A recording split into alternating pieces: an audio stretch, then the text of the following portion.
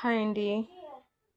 ఇప్పుడున్న ప్రజెంట్ సిట్యుయేషన్‌లో పిల్లల్ని అది చెయ్యి, ఇది చెయ్యి అని చెప్పడం కన్నా, మనము మన పిల్లల ముందు ఫస్ట్ మనం నిద్ర లేవడం గానీ, ఎర్లీగా వాళ్ళ ముందు మనము పూజ చేసుకోవడం గానీ, అంటే నమాజ్ జల్దీ మనం నమాజ్ చేసుకోవడము, అలా తర్వాత ఖురాన్ చదవడము, ఇవన్నీ ఫస్ట్ మదర్ మనం చేసి చూపిస్తే, మనల్ని చూసే కదా పిల్లలు ఇన్స్పిరేషన్ అవుతారు.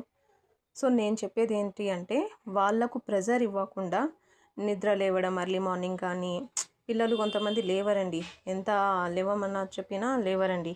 సో అందుకని మనము యాజ్ ఎ మదర్గా ఫస్ట్ మనం చేసి చూపించి వాళ్ళు మనల్ని చూసే కదండి, ఇంట్లో ఉన్న పేరెంట్స్ని చూసే కదండి వాళ్ళు నేర్చుకునేది.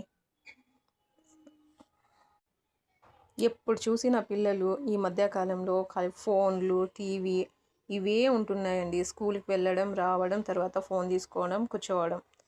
సో అది కాకుండా కాసేపు బుక్స్ చదవడము, అలాగే వాళ్ళని పూజ చేసుకోమని చెప్పడము, ఇలాంటివన్నీ చేస్తూ ఉంటే మనల్ని చూసి పిల్లలు కూడా నేర్చుకుంటారండి.